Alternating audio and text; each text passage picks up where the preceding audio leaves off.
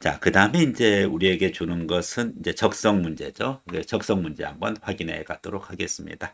적성에서는 사실은 도표는 안 나와요. 도표는 안 나오고, 어, 안 나왔다는 거죠. 뭐 나올 수도 있겠죠. 근데 도표는 안 나왔습니다. 2021년도 기준으로는. 그래서 개별 면접 부분 것으로 이제 진행이 된다. 이렇게 말씀드렸고, 그와 같은 개별 문항 부분 것의 사례를 한번 여러분에게 제시해 줄게요. 음,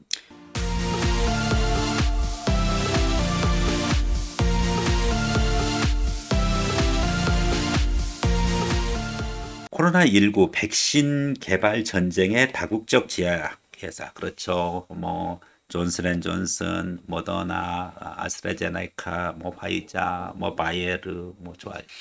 우리나라 뭐 삼바, 삼성바이오로직스도 그렇고, 그 다음에 SK도 마찬가지고, 역시 MNC라고 봐야 돼. 멀티내셔널 컴퍼니, 다국적 제약회사. 상당수 성공적인 코로나 백신 신약 개발로 천문학적인 수익을 내는 업체들. 화이자가 뭐 1초인가 1분에 뭐 150만 원씩 번대나요? 뭐 그런 얘기가 있습니다. 이들은 초기 개발비가 매우 크다. 즉, 이노베이션 코스트라 그러죠. 이노베이션 코스트가 매우 크기 때문에 자신들의 수익성에 대해서 정당화하고 있습니다. 그렇죠. 이러한 백신을 확보하기 위해서 그런데 개도국과 저개발국들은 재정적, 외교적 한계를 보이고 있다. 이를 해결하기 위한 방법은 무엇인가요? 네. 사실은 요거는 좀 국제학 관련되는 이제 그와 같은 문제일 수도 있고, 또 반대로 여러분들이 국경 없는 의사회의 회원이다. 정말 글로벌 시빌 소사이어티, 국제 시민 사회의 한 일원이다라고 했었을 때 어떻게 이 문제를 접근할 것인가 하는 부분 것에 문제 해결 능력을 물어보고 있고, 사실은 이 부분 것은 인성이라기보다는 자신의 판단 부분 거고, 그리고 의료인으로서의 사고 능력이 있느냐 하는 적성, 즉 전공 적합성 관련한 질문이라고 보면 되겠습니다.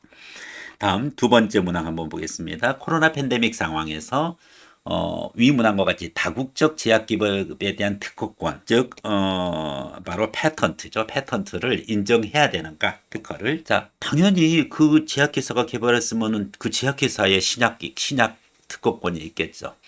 그런데 문제는 세계 도처에서 코로나로 인해 인류의 생명이 사라지는 순간에도 지적재산권, intellectual property right, 지적재산권, 지재권이라고 하죠. 지재권의 가장 대표적인 형태가 패턴트, 특허권이죠. 뭐 특허 말고도 여러 가지 지적재산권이 있는데, 어쨌든 이 특허권을 주장하는 제약 기업들의 논리가 타당한가? 타당한가, 타당하지 않는가? 타당하면 그 근거는 무엇인가? 타당하지 않다면 그 대안은 무엇인가? 사실은 이 부분 것도 여러분의 판단을 좀 필요로 하는 부분이 있죠. 뭐 배경 지식으로 뭐 잠깐 이야기하면은 WTO 있습니다. 세계 무역기구에 가입되어 있고, 그리고 WTO에 그 무역 관련되는 지적재산권 협약이라는 것이 있어요. 트립스라고 해서 Trade Related Intellectual Property, 지적재산권 관련, 무역 관련 지적재산권 협약. 트립스 30조, 아티클 30, 아티클 31, 30조, 31조에 보면은 내셔널 이멀전시, 국가 비상사태에 있어서 다국적 기업의 이와 같은 특허권을 무력화시키는 그와 같은 강제 실시권, compulsory license라는 이제 그런 규정들이 있습니다.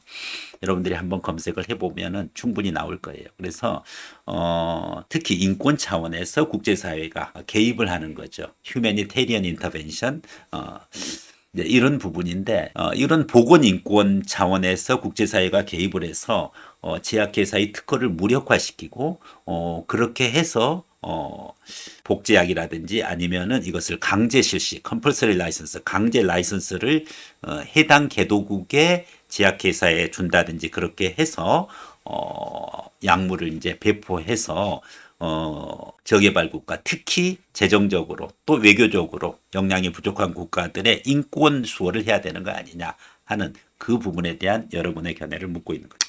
다음 세 번째, 코로나 백신 접종이 어느 정도 마무리되었으나 돌파 감염으로 인해 부스터샷의 필요성이 대두되고 있다. 이 문제 모의 면접 해봤는데 의대 준비하는 선생님 부스터샷이 뭐예요? 막 이렇게 질문을 하더라고. 깜짝 놀랐어요.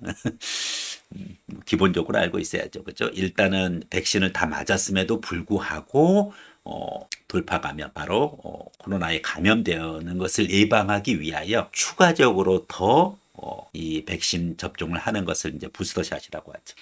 귀하가 보건복지부 장관 혹은 질병관리청장이라면 각 연령대별로 접종 순서를 정하고 그 이유를 설명하시오.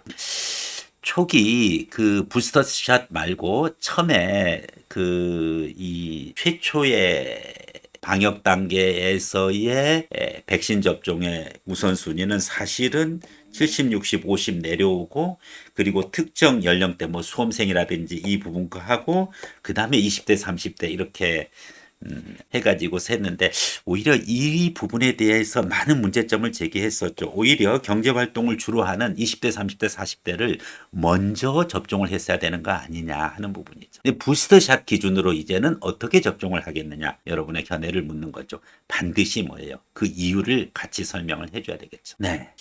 사실은 이제 전체적인 어떤 이제 실전 면접 문제로서 여러분에게 제시를 해봤습니다. 물론 이제 선생님이 제시한 부분이 출제된다고 보장할 수는 없어요. 다만 그 유형에 한 번쯤 맞춰서 연습을 하고 이와 같은 유형화된 문제들을 조선대 면접 기준으로 해서 다양하게 연습을 해보는 것이 무엇보다도 중요합니다. 그래서 실전 모의 면접을 수차례 이렇게 MMI 조선대 의대 기준으로 계속 방을 옮겨 다니면서 네, 첫 번째 인성 1방, 두 번째 인성 2방, 세 번째 적성방 또 이제 제시문 받고 인성 1방, 인성 2방, 또 적성방. 이제 이와 같은 반복된 그 과정을 통해서 여러분이 해주고, 그리고 마지막에 면접장 갈 때는 내가 한 번 더 연습한다. 연습장 들어가는 그 기분으로 면접장에 들어가면은 실질적으로 면접을 잘 볼 수밖에 없습니다. 적응력의 문제지 어떤 지식의 어떤 문제는 힘들어요. 물론 배경 지식이나 또 뭐 어느 정도 알고 있는 것이 있으면은 예시로 들면 좋겠지만 대부분의 문제가 여러분의 판단을 요구하는 이제 그런 부분의 문제들이에요. 그래서 이 부분 것은 여러분들이 무엇보다도 조선대 의대에 적응력이 필요하고 강의라든지 뭐 이런 부분 선생님 영상으로 지금 충분합니다. 직접 모의 면접을 받아보는 것이 좋겠습니다. 물론 우리 히포메디 모의 면접팀 활용해도 좋고 주변에 그 의대 면접을 하는데 좀 체계적으로 특히 자료가 풍부하고 또 경험이 많은 그와 같은 이 교육단체 또 교습소 통해 가지고서 여러분들이 의대 면접을 지도받을 수 있으면은 그것이 가장 훌륭한 방법일 것입니다. 네, 이상으로 조선대 의대 면접 특강 실전 면접 기준으로 해서 인성 1방, 인성 2방, 적성방까지 알아봤습니다. 수고했습니다.